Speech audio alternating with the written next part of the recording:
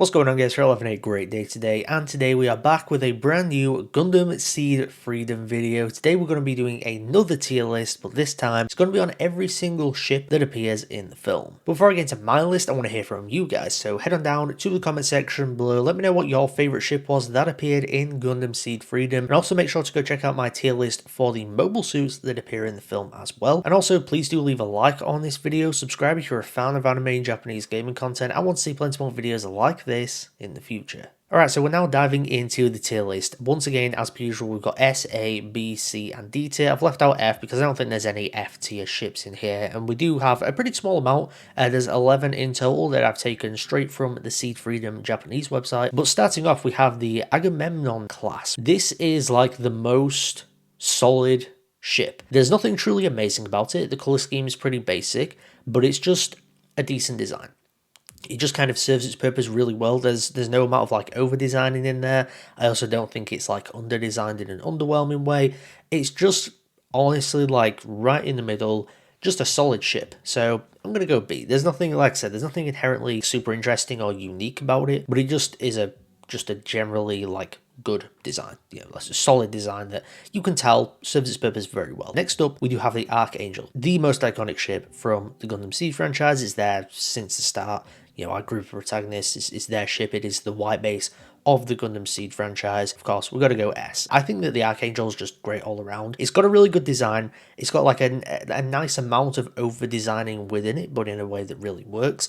I love the placement of like kind of the launch pads and stuff. It's just a generally well-designed ship that has of course stood the test of time throughout the entire franchise leading up to this point. Next up, we do have the Boulder class. Now, I believe this is one of the ships of the Foundation, who are our villains in the film. Now, I'm not the biggest fan of this. I don't mind the colour scheme, the black and red, that's kind of cool, and sure, it has a unique and interesting design, but I just don't particularly like the design. There's all like these weird like wing bits hanging off.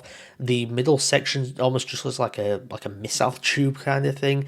So I'm not the hugest fan of it. It's not the worst thing ever. I respect going for something that's a bit more unique, just because I personally don't really love it all that much. I'm putting it right in C. Next up, we got the Drake class. Now, to me, this kind of looks a bit like an X-Wing, but I honestly just like looking at it. I wasn't 100% sure what like everything did, like in terms of like the purpose and such, because I look at where the cannon things are. I thought that was a launch pad thing for mobile suits, so it's kind of confusing about, you know, what's what and that, but it has a decent color scheme. I think I'm going to put it right at the bottom of B though, because I don't hate it, but also I don't love it either. Next up, we do have the Eternal, one of the more well-known ships, I'd say, within the franchise. Is of course piloted by Lacus in SEED Destiny, and then it's helmed, if you will, by Isaac in this film. I don't love this ship, and maybe that's a hot take, I don't really know. It's really like over-designed at like the bridge area and, you know, like the main cockpit area and such,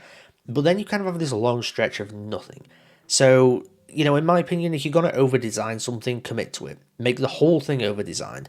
But if you're going to kind of over-design a certain section, but then there's going to be a large part of it that's just pretty bland, then the ship as a whole just doesn't quite work for me. But I do respect the part of the over-designing. I like kind of the bridge cockpit area. I think I'm going to put it in B. It might end up moving down to C though, we'll see. Next up, we got the Gulveig or Gulveig, which is the main ship of the Foundation. I love this ship.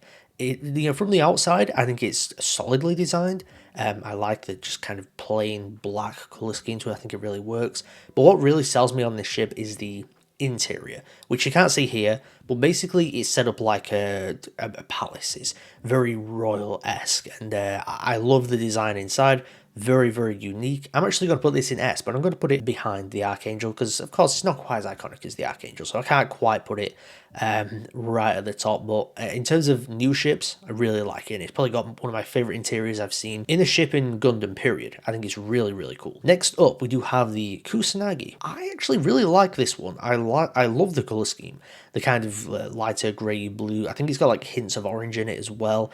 And I think it's just solidly designed. It's got that, you know, right amount of over designing, but it's not too much. I'm putting it in A just because it looks like a really cool design ship. This is something that I personally would pilot if I got the opportunity. Next up, we got the Laurasia class. Now, I gotta be honest, this may or may not be my least favorite. I don't love the color scheme, like the kind of olive green. It's never really to my taste, but I think the thing that really just doesn't work for me is the general design work. It almost feels like two separate sections that don't quite go together or meld together, in my opinion. I'm not a big fan of this one. Like, the colour scheme is not to my taste, but also the design is also not to my taste, so there's nothing really I can say that's overly positive about it. Next up, though, we've got the Millennium, which is kind of the new Compass main ship that, of course, is used by a lot of our main characters at the start of the film. Kind of Archangel-esque, almost like a modernized version of it in a way.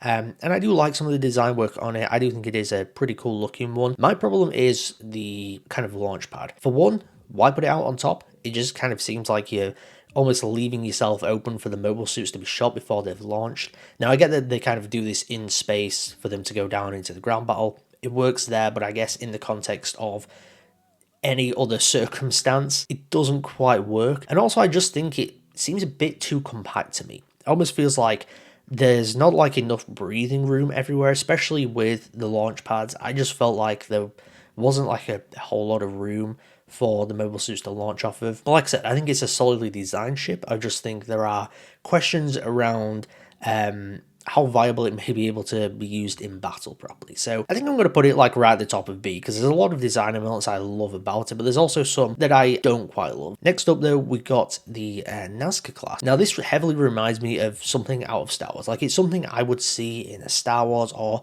any other like a big kind of like space opera, space fantasy type franchise. And I just love that it's kind of a bit more unique. I think it's more of like a fighter type ship. For like, you know, maybe one or two pilots or whatever to fly around. I can't quite remember. I love kind of the three-tongue design thing that's got like 3 wings.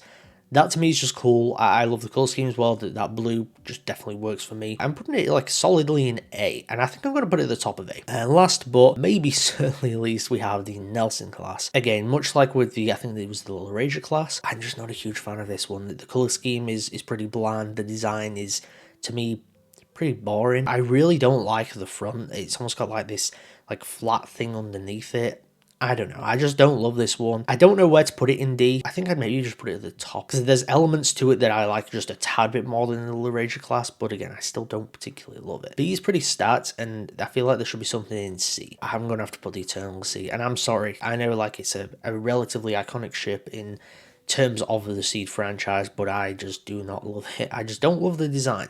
The inside looks okay, but again, it's not like anything special.